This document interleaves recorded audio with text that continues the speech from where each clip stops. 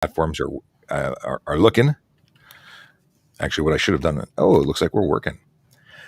Good morning. It's Sean Shapiro from Traffic Services. I'm joined by Brandon Caron and Sergeant Clint Stibbe from the Vision Zero Enforcement Team.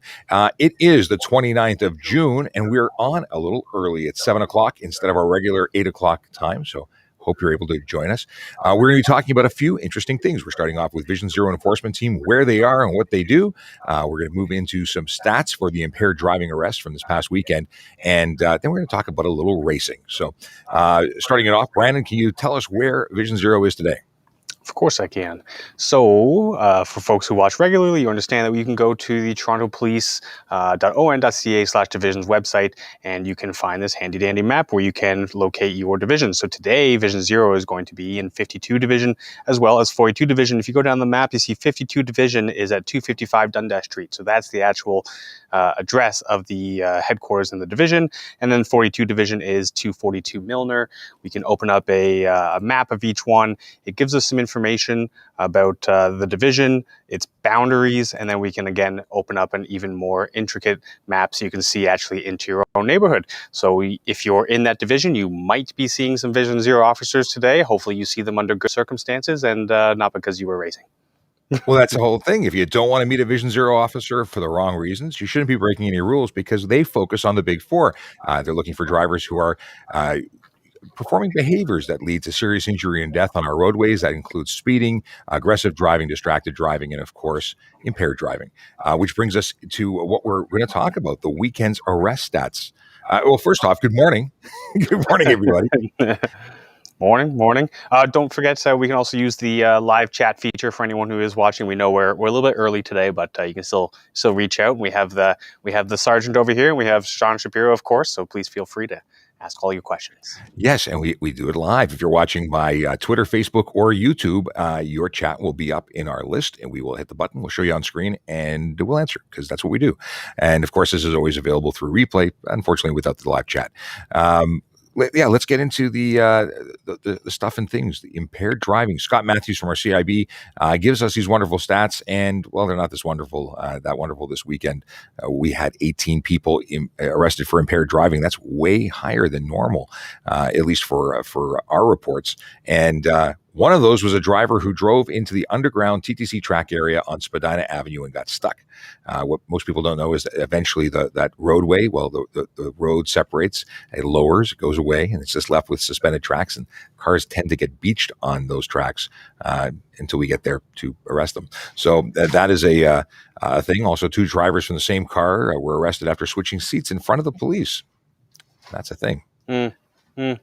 Driving onto the tracks, it's pretty hard to defend that one later on. Just like, oh yeah, it was just a mistake. It's kind of obvious that something was up. But let's talk about what Vision Zero does in relation to impaired driving. Mass is a big thing.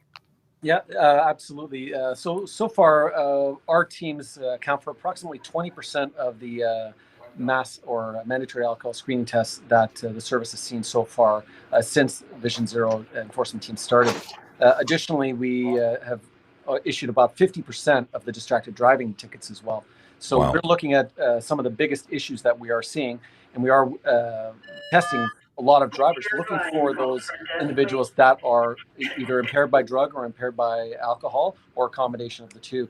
Quite often what we are seeing is where inexperienced drivers are trying to mask the marijuana consumption or the drug consumption with alcohol over top.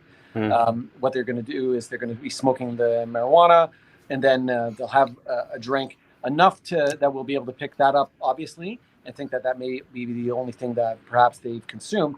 But the reality is they're exhibiting signs of somebody that's in far more of a intoxicated state than somebody that returns a reading or an extremely low reading. I don't think I ever would have thought that alcohol was a good mask for yet another offense. But it totally makes sense what you're saying.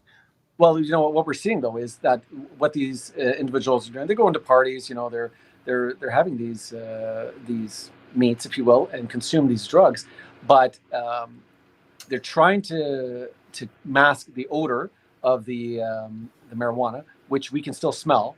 If we do smell it, and we got reasonable grounds to believe that person's impaired, we place them under arrest. We do have devices and techniques capable of helping us determine whether that person is impaired by a drug or an alcohol. So if everyone thinks, well, we'll mask one with the other, if anything, it's magnifying the effects. So the reality is, just don't do it. If you want to smoke marijuana at home, go ahead. It's not against the law. You can do it in your own place. You can grow your own plants. But if you are going to smoke it, don't be getting behind the wheel of a motor vehicle. The same thing goes for alcohol. I mean, we've got July 1st weekend coming up this weekend. It's going to be, obviously it's on the Thursday, but I've already seen people talking about taking Friday off, making it a nice extra long weekend. You know what? People are out having a good time. They indulge in certain things like the alcohol and the drugs. And again, not a problem as long as it's in an environment that's not going to affect somebody else. And what everyone doesn't realize is operating a motor vehicle after consuming these substances, you are putting yourself and others at risk. And what we also do see is that the chances of you being involved in a collision, once you start consuming one substance or multiple substances, increases dramatically. And I don't think individuals realize that you don't know how much you're getting. The THC content of that joint that you may smoke may not necessarily be the same level for each one that you smoke. Some may be more, some may be less. If you're mixing edibles, for instance, it's almost impossible to determine how much you are getting until it's too late. And in some cases, especially when it comes to you drinking something cold and you have an edible, your digestive system will actually stop, processing the majority of the material that goes into your stomach. But as that cold fluid begins to warm up, the enzymes in your stomach now start to process everything. So up front, you're thinking, oh, I'm fine. I've had 1, 2, 3, doesn't affect me. But then all of a sudden you're getting it all in a very short period of time. And that is what's leading to a lot of people, unfortunately, being charged. So somebody who's looking to get the effects of an edible might have more than they were anticipating because they didn't feel the effects. So they have more than they should. And then wham, bam, everything comes at the same time, hits like a hammer. And now they're really, really not functioning well. Yep, exactly. And we see that with alcohol and with drugs. And again, not in a smoking type situation, but in a consumption through drinking or eating. That's where we're seeing those types of situations. A smoke, it goes directly into the lungs. It's absorbed through the lining of the lungs into the bloodstream at a fairly rapid rate. But at the same time, when we look at the alcohol or the edibles, it's up front. It doesn't appear to go in as fast, but it's because your body's trying to absorb everything. But like I said, you mix cold drinks in there, your stomach, and I don't know if you've ever noticed when you go to a buffet, they give you a lot of cold water. The reason is it stops your digestion, makes you feel fuller faster. And then when you leave, then later you're hungry. Well, that's because your body's processed everything in your stomach. You give me a new technique when buffets open up again. I'll be ready. Drink the water. I don't drink the water. So I get my money's worth out of it, especially there you go. So but that's something that you will see quite often. And I don't think not knowing how your body works, meaning when you're consuming these different types of substances and how they're going to affect you, is what's leading to a lot of people making a really, really bad choice. And really the best solution when dealing with, socializing or situations where alcohol or drugs are maybe involved is plan ahead. You know what you're going to be doing, where you're going. You have a plan to have fun. That's great. Make sure that you have a plan to survive and not take anyone else with you. You don't want to end up in a weekend arrest situation. Just take a taxi, take an Uber, stay over, do what you have to do to avoid what we all know is behavior that's not acceptable. Well, I'll give you an example. About 2 weeks ago, we were doing some enforcement in 55 Division, and one of our officers saw a vehicle go by, broken windshield, whatnot. Okay, let's check the mechanical fitness of the car. Speaks to the gentleman. He's a G1 driver, so he shouldn't have been driving in the first place. Plus, he blows a warn, which it means he's in between 50 and 80 milligrams of alcohol in his blood first thing in the morning. I think it was about 9 in the morning. So there's a perfect example where that person was likely drinking the night before and is still not drunk, but is definitely has alcohol on board the following morning. So, everyone thinks, well, I got a good night's sleep, I'm good to go. No. You only, you average, and this is not cut in stone, but you only average about dissipating about 15 milligrams of alcohol per hour. So, but if you've been hitting it hard, then you stop late, let's say 2, 3 in the morning. I had somebody, the highest reading I ever had was 411. and it would have taken him over 24 hours just to get below the legal limit. Wow. So, in this particular case, the person was an alcoholic. He'd unfortunately made a bad decision. We caught him operating a motor vehicle. But the result was 24 hours later, he is still legally drunk. That's amazing. Or legally impaired. So, like everyone realized, oh, you can't be that bad. Well, there's an example. People do it. And like I said, I think, actually, I should do the math because it's been a while, but I can tell you how many hours. One sec. So it was actually, I think it was 411 divided by 15. So 27.4 hours for him to get rid of all that alcohol on board. That's over a day. That's wild. But as somebody drinking, let's say straight from a bottle or shot after shot, double, whatever the case may be, they don't truly know where their blood alcohol content is. And they're just assuming that they'll be okay in the morning. The problem is, you know what assuming does? Yes, I do. So that's something you have to be careful of. It's not just about being impaired. There's a lot of novice drivers, a lot of people in the graduated licensing system, and they can have all but zero blood alcohol content when they're operating a motor vehicle, and there's consequences for that. Do you find that you're seeing a lot of drivers through MAS or other stops that are above the legal limit for them, their conditions? Yeah, I was just going to say, so above the legal limit, we have to be very careful what we say in that relation, because the legal limit, a lot of people infer that's 80 milligrams. Right. When we look at graduated licensed drivers, they're supposed to have zero blood alcohol under the Ministry of Transport standards. What we are finding is when we are stopping vehicles, especially when we're working afternoons, we are getting a lot of G1, G2 drivers that have had alcohol and thought that it's okay.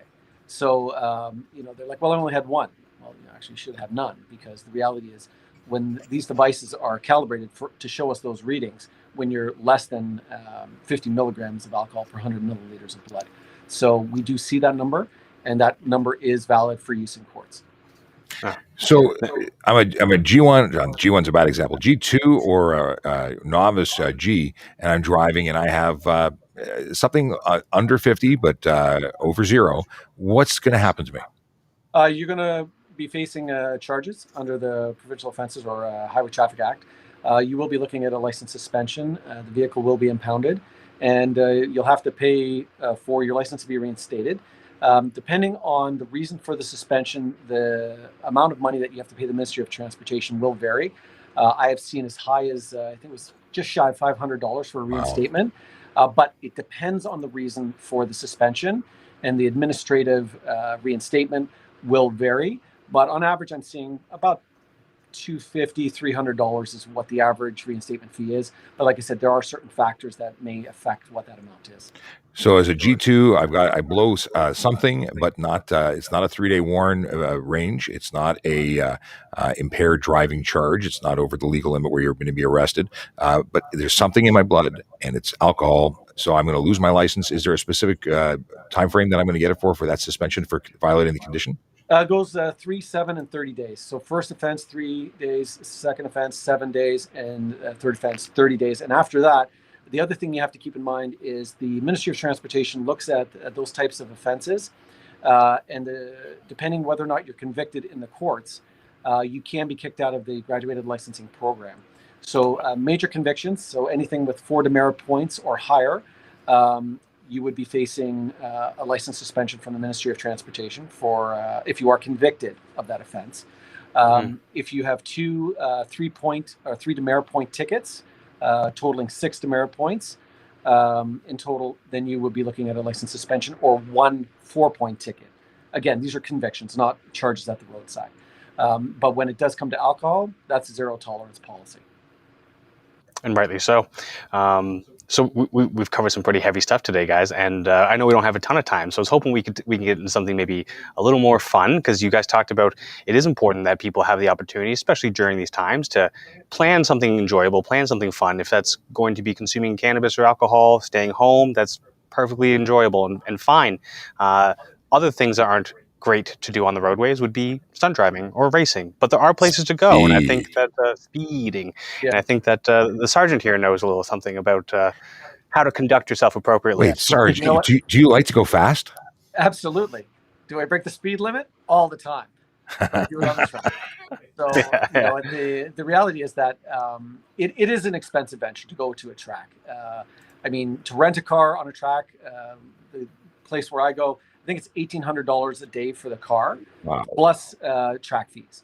So, but the difference is you're driving a car that is meant to be raced on the track.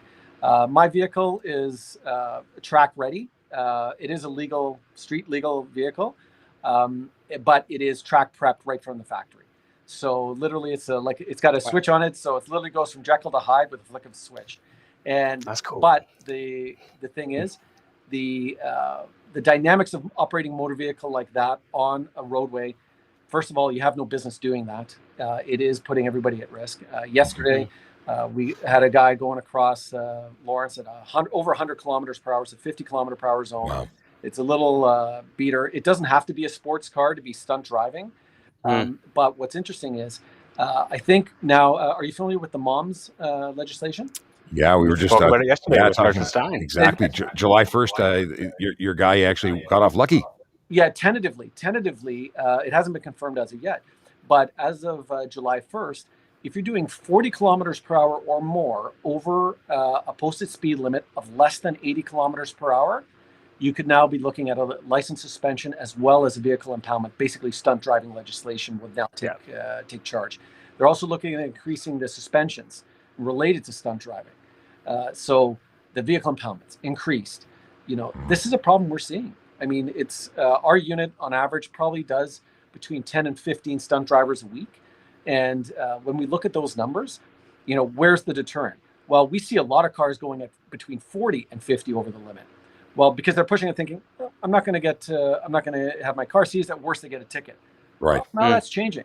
To imagine doing 40 over in a 30. So you're doing 70 kilometers per hour in a 30. Well, you're over double. Yeah. You're over double the speed limit. But what you're doing now is keeping in mind that every time you double your speed limit, you quadruple your stopping distance. So at 30, you could have stopped, and I'll just use an arbitrary number. You could have stopped at 15 meters. But at 60, you're going to need 60 meters to stop. 60 feet. So again, you just have to look at the perspective of how fast you're going, how long it takes for those vehicles to come to a stop. You're depending on four pieces of rubber about that big on your car to get you stopped. But let me ask you, if you can't stop and you hit that child that's crossing the road, or the lady, or the guy, or grandmother, grandfather, sister, brother, whatever, you're going to wish you were going slower. Problem is, you can't go back in time. If you've had that collision, you may have taken somebody's life. And that's something that I doubt anybody would ever want to have happen. For sure. And saying, well, I didn't mean to do it, is not a defense to the charge, because it is an absolute liability offense when you are involved in a collision and it's speed related. We look at the speed you're traveling. It was something that you decided to do. It wasn't, it was a downhill. You've got brakes. It was an uphill. You've got a gas pedal. You control the speed of that motor vehicle at all times. And it does become a weapon. And operating a motor vehicle unsafely in that fashion becomes dangerous operation of a motor vehicle when you endanger the public at the time you're operating a motor vehicle in that fashion. Yeah, and it really comes back down to planning and decision making, and no one needs to go fast. There's no excuse available that says you have to. And even when police, because I often hear this, especially on TikTok, police get to go faster than the speed limit. Why can't I? Well, there's a number of things that are coming into play. We're not just going willy-nilly any speed we want. We are going faster than the flow of traffic. We're having people move out of our way, and we have a reason. We're going to help somebody. We're not late for work. No, absolutely. Well, our officers are held to the same standards that a regular driver is. We have to stop at all the red lights. We have to maintain our speeds. But if we are engaged in enforcement duties, or we're responding to calls for service, we are allowed to exceed the speed limit in the lawful execution of our duties. If I'm just doing it because I want to hit Timmy's or something around the corner, that's not lawful execution of your duties. And as a result, if you are speeding, you go through an area that you failed to stop for that red light, then you will be facing charges. I got to say, we posted a video exactly discussing police officers who come to a red light, activate their emergency equipment, go through the red light, and then deactivate them on the other side. And it's amazing. There must have been 300-400 comments, and 1 in 5 was, I saw an officer do that and go into Tim Hortons. They must have all been watching the same officer, because I've never seen that nor done that. Nope. But what you're describing, I have done, but I was actually after a car. I was trying to maintain a low profile. So, me hitting the lights was to let everybody know what I'm about to do is because I'm a police officer, and but I'm trying to maintain a position of control in the situation, and by activating those lights would have actually been a problem.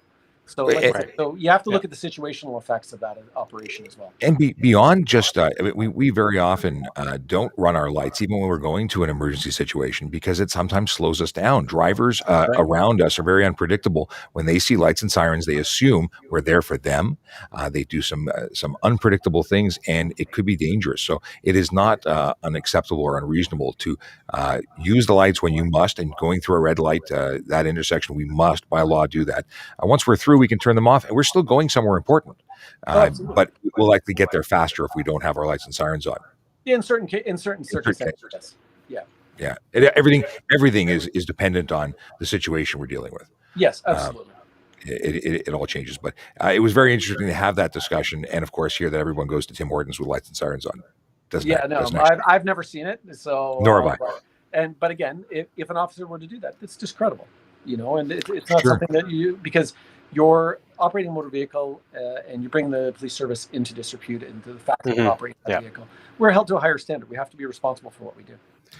And that's what's really one of the great things about what we're doing here, having this discussion, is people maybe have had this sort of, I remember growing up and hearing that officers did this, and then I became an officer and I was like, oh, that's just not the case. But there was no platform for people to go to ask that question directly if you didn't already know an officer. And now, we get to speak to thousands of people a day, and everyone gets to ask that question, and we get to clarify, and we get to have the experts on and explain why. And unfortunately, we didn't have to have the longest sessions today, but we got a lot of great information out there for everybody. So yeah, and we did get we lost Sergeant Stibbe. Well, we got not my real name, who's a regular guest. Oh, he's back. Oh, he's gone. He's back. He's sideways. Okay. The joy of technology. Well, we did get a message from not my real name. He says he almost missed us. Yeah, we actually went an hour early because we have to go to a press conference. We have a media event that requires us to leave we got Sergeant Stibbe back. Let's bring him back on the screen. That was interesting. What happened? What happened? Well, we were just saying that while you disappeared, that not my real name came in through YouTube and said that they almost missed us because we're an hour early. And it's because we have to go to a media event and we have to pack up the office and head out very shortly. So we wanted to make sure we had an episode today. Thank you very much, Sergeant Stibbe, for coming in early. Just to continue, there was a follow-up message. It's that not my real name says thank you for all the information you're giving us, and of course, it's our pleasure. We're glad that people are coming out and enjoying and engaging, and we're going to keep doing this for a long, long time. I say that like I know the answer. Like we're not. You got plans already, do you? I got plans. We're going to do this for a long, long time. Right up until next week. This isn't early. I was up well before you were this morning. Oh yeah, no, I was up at 4. But people get used to us being on the line at a certain time. It's been 8 o'clock for a long time. And actually, I'll mention this now because we are going to be moving the show time later in the day for summer hours, starting the first week of July, July 5th. We're going to move this show, I believe, till 10 o'clock. And we're going to be on TikTok first from 9 to 10. We're keeping that constant, but this will be moving till the 10 o'clock spot. So that might actually do very well. We may have more people jump into our live session. So we're looking forward to that. If you don't already follow us on Twitter, please do. You can get us at Traffic Services. We're also on, what are we on? We're on Instagram at Traffic Services Toronto. We're also on YouTube, Traffic Services Toronto Police. And Brennan, where else are we? Oh, well, I mean, I think we can't go without mentioning TikTok. We're on TikTok at Traffic Services, the same name as Instagram, where we have a conversation, as my partner mentioned, every day for 1 hour between the hours of 9 and 10 a.m. We answer all your questions. You guys grill us. You make us better because we have to learn because you guys have interesting questions. we have had some interesting questions. Well, we're having video. We lost Sergeant Stibbe again. All right. Well, listen, it has been a blast. Thank you so much, and we will be back again tomorrow. Tomorrow we're going to stick with our regular 8 o'clock show. So have a wonderful day. Enjoy the weather. Hopefully it doesn't rain, and we will see you soon. Take care, guys.